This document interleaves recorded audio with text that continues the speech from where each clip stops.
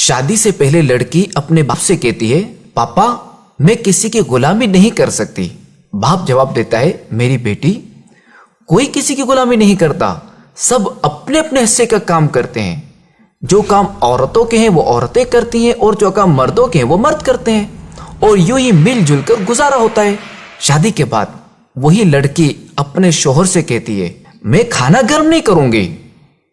یہ سن کر شوہر کہتا ہے تو پھر تم اپنے باپ کے گھر واپس چلے جاؤ کہ میں تمہاری ضروریات پورا کرنے کے لیے صبح سے شام تک محنت کرتا رہوں اور تم میرا کوئی کام نہ کرو، تو پھر ٹھیک ہے، مجھے بھی تمہاری ضرورت نہیں۔ طلاق کے بعد وہ لڑکی اپنے بھائی کے یہاں آ جاتی ہے، لیکن کچھ دنوں بعد بھائی اپنی اسی بہن سے کہتا ہے دیکھو میری بہن، میں اب فیملی والا ہو گیا ہوں، میری بیوی تمہیں اب مزید برداشت نہیں کر سکتی، لہذا تم اپنا کہیں اور بندوبست کر لو۔ اب وہ لڑکی نوکری کی تلاش میں ایک دفتر جاتی ہے۔ دفتر والے کہتے ہیں ہمارے پاس ایک فیمیل ریسیپشنسٹ کی جگہ خالی ہے، آپ خوبصورت اور جوان بھی ہیں تو آپ ہمارے ہاں کام کر سکتی ہیں۔ لڑکی کی عمر دن بہ دن بڑھ رہی ہوتی ہے۔ دفتر والے اس سے کہتے ہیں بی بی ہم معذرت خواہیں، آپ کے کام میں اب پہلے جیسی تیزی اور پھرتی نہیں رہی، لہذا اب آپ کہیں اور نوکری ڈھونڈ لیں، ہمیں اب آپ کی ضرورت نہیں رہی۔ یہاں تک کہ وہ بوڑھی ہو جاتی ہے، اب ایک نئی جگہ جاتی ہے جہاں اسے کہا جاتا ہے محترمہ اب تو آپ کی اتنی عمر ہو گئی ہے کہ اب آپ کو نوکری میں کیا دوں، آپ کو تو آرام سے اپنے بچوں کی کمائی کھانی چاہیے۔ وہ عورت کہتی ہے میرے بچے نہیں ہیں، میرا کوئی نہیں ہے۔ یہ سن کر نئے دفتر والا کہتا ہے اوہ چلیں آپ کے لیے کچھ کرتا ہوں، میرا 20 لوگوں کا اسٹاف ہے، کیا آپ ان سب کے لیے کھانا پکا سکتی ہیں جس کے میں آپ کو 6000 روپے ماہانہ دوں گا۔ یہ سن کر وہ عورت کہتی ہے صرف 6000؟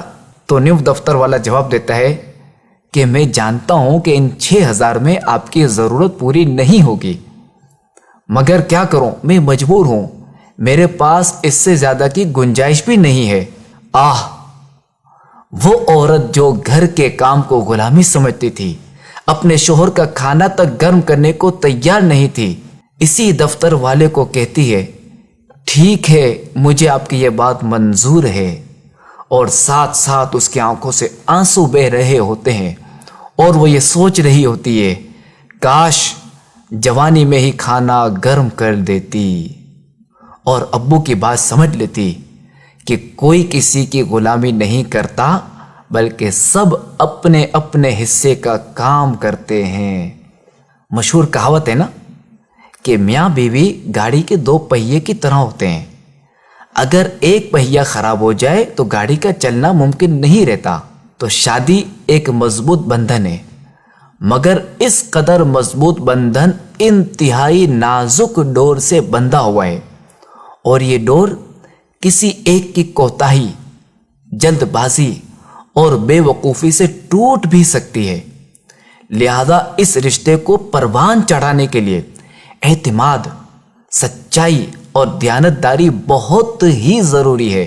لہذا ایک دوسرے کا خیال، صبر و تحمل اور قوت برداشت سے ہی اس رشتے کو نبھایا جا سکتا ہے۔